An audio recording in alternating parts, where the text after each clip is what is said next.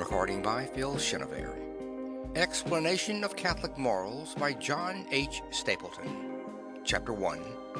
Believing and Doing. Morals pertain to right living, to the things we do in relation to God and His law, as opposed to right thinking, to what we believe, to dogma. Dogma directs our faith or belief. Morals shape our lives. By faith we know God. By moral living we serve Him, and this double homage of our mind and our works is the worship we owe our Creator and Master, and the necessary condition of our salvation. Faith alone will save no man. It may be convenient for the easygoing to deny this and take an opposite view of the matter, but convenience is not always a safe counselor. It may be that the just man liveth by faith, but he lives not by faith alone. Or if he does, it is faith of a different sort from what we define here as faith, viz., a firm assent of the mind to truths revealed. We have the testimony of Holy Writ, again and again reiterated, that faith, even were it capable of moving mountains, without good works is of no avail. The Catholic Church is convinced that this doctrine is genuine and reliable enough to make it her own, and sensible enough too. For faith does not make a man impeccable. He may believe rightly and live badly. His knowledge of what God expects of him will not prevent him from doing just the contrary. Sin is as easy to a believer as it is to an unbeliever. And he who pretends to have found religion, holiness, the Holy Ghost, or whatever else he may call it, and can therefore no longer prevaricate against the law, is, to common sense people, nothing but a sanctified humbug or a pious idiot. Nor are good works alone sufficient. Men of emancipated intelligence and becoming breadth of mind are often heard to proclaim with a greater flourish of verbosity than of reason and argument that the golden rule is religion enough for them, without the trappings of creeds and dogmas. They respect themselves and respect their neighbors, at least they say they do, and this, according to them, is the fulfillment of the law. We submit that this sort of worship was in vogue a good many centuries before the God-man came down upon earth. And if it fills the bill now as it did in those days, it is difficult to see the utility of Christ's coming, of his giving of a law of belief, and of his founding of a church. It is beyond human comprehension that he should have come for naught, labored for naught, and died for naught. And this must be the case if the observance of the natural law is a sufficient worship of the Creator. What reasons Christ may have had for imposing this or that truth upon our belief is beside the question. It is enough that he did reveal truths, the acceptance of which glorifies him in the mind of the believer, in order that the mere keeping of the commandments appear forthwith an insufficient mode of worship. Besides, morals are based on dogma, or they have no basis at all. Knowledge of the manner of serving God can only proceed from knowledge of who and what He is. Right living is the fruit of right thinking. Not that all who believe rightly are righteous, and walk in the path of salvation. Losing themselves, those are lost in spite of the truths they know and profess. Nor that they who cling to an erroneous belief in a false creed can perform no deed of true moral worth and are doomed. They may be righteous in spite of the errors they profess, thanks alone to the truths in their creeds that are not wholly corrupted. But the natural order of things demands that our works partake of the nature of our convictions, that truth or error in mind beget truth or error correspondingly in deed, and that no amount of self-confidence in a man can make a course right when it is wrong, can make a man's actions good when they are materially bad.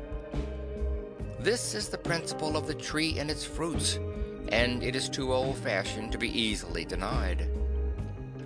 True morals spring from true faith and true dogma. A false creed cannot teach correct morality, unless accidentally, as the result of a sprinkling of truth through the mass of false teaching. The only accredited moral instructor is the true church.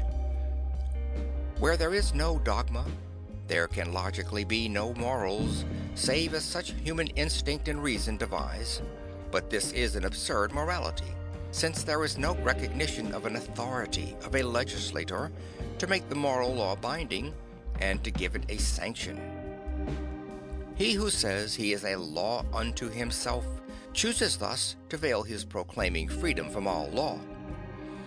His golden rule is a thing too easily twistable to be of any assured benefit to others than himself. His moral sense, that is, his sense of right and wrong, is very likely where his faith is, nowhere. It goes without saying that the requirements of good morals are a heavy burden for the natural man, that is, for a man left in the midst of seductions and allurements, to the purely human resources of his own unaided wit and strength. So heavy a burden is this, in fact, that according to Catholic doctrine, it cannot be borne without assistance from on high, the very assistance we call grace. This supernatural aid we believe essential to the shaping of a good moral life, for man being destined, in preference to all the rest of animal creation, to a supernatural end, is thereby raised from the natural to a supernatural order. The requirements of this order are therefore above and beyond his native powers, and can only be met with the help of a force above his own. It is labor lost for us to strive to climb the clouds on a ladder of our own make.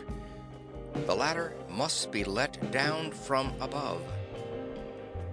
Human airships are a futile invention and cannot be made to steer straight or to soar high in the atmosphere of the supernatural.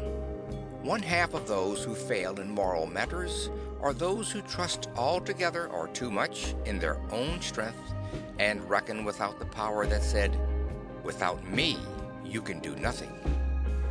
The other half go to the other extreme. They imagine that the Almighty should not only direct and aid them, but also that he should come down and drag them along in spite of themselves, and they complain when he does not, excuse and justify themselves on the ground that he does not, and blame him for their failure to walk straight in the narrow path. They expect him to pull them from the clutches of temptation into which they have deliberately walked. The drunkard expects him to knock the glass out of his hand. The imprudent, the inquisitive, and the vicious would have it so that they might play with fire, yea, even put in their hand and not be scorched or burnt. 'Tis a miracle they want, a miracle at every turn, a suspension of the laws of nature to save them from the effects of their voluntary perverseness. Too lazy to employ the means at their command, they thrust the whole burden on the Maker. God helps those who help themselves. A supernatural state does not dispense us from the obligation of practicing natural virtue. You can build a supernatural life only on the foundations of a natural life. To do away with the latter is to build in the air. The structure will not stay up. It will and must come down at the first blast of temptation. Catholic morals, therefore, require faith in revealed truths of which they are but deductions, logical conclusions. They presuppose in their observance the grace of God and call for a certain strenuousness of life without which nothing meritorious can be effected. We must be convinced of the right God has to trace a line of conduct for us. We must be earnest in enlisting his assistance as if all depended on him, and then go to work as if it all depended on ourselves.